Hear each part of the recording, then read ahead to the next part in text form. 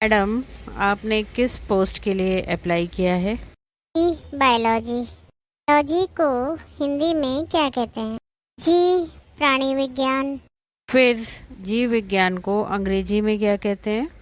जी मेरी अंग्रेजी अच्छी है पर हिंदी नहीं, इसलिए आप अंग्रेजी में बोलें। जी में आपको बताना है कि जीव विज्ञान को क्या कहते हैं।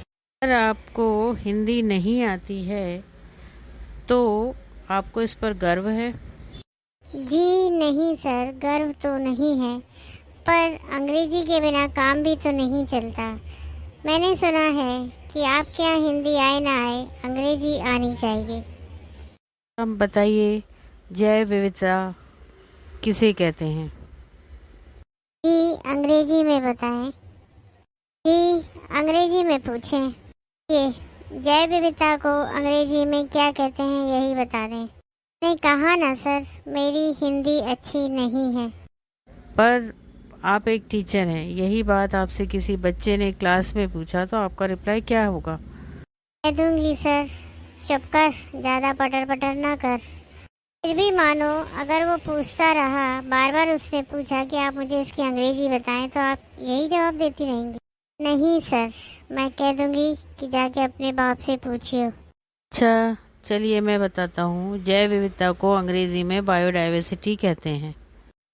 बताएं बायोडाइवर्सिटी क्या होती है। अब तो ये अंग्रेजी में ही भी बता दिया आपको कि हम बायोडाइवर्सिटी के बारे में आपसे जानना चाहते हैं। इतने प्रश्नों से तो मेरा सिर दुखने लगा है। मैं अब बाद में ही बता पाऊंगी कि बायोडाइवर्सिटी क्या है। इसलिए ही हमारे देश में शिक्षा का स्तर ऊंचा नहीं उठ पाया है। बच्चों का भविष्य खतरे में है। ऐसे टीचर्स हैं जिनसे पूछा जाए तो उनका सिर दुखने लगता है। सर ज़्यादा पटर पटर ना कर, चुप कर। आप ही बता दो कि बायोडाइवर्सिटी किसे कहते हैं। मेरा तो सर दुख रहा है सर, आप ही बता दो बायोडाइवर्सिटी क्या होती मैं सर मैं बताती हूँ। All diversity found on the earth in respect of living and non living thing is known as biodiversity. ओए क्या बोला? आए क्या बोला? है। जो भी बोला अच्छा बोला, अंग्रेजी में बोला। बच्चा कम से कम घर में मेहनत तो कर ही रहा है। शाबाश बेटे। सर मेरा सिलेक्शन हुआ या नहीं? आपका नॉलेज इतना ज़्यादा है मैडम कि हम रख नहीं सकते हैं इतने नॉलेज वाले को। ओके।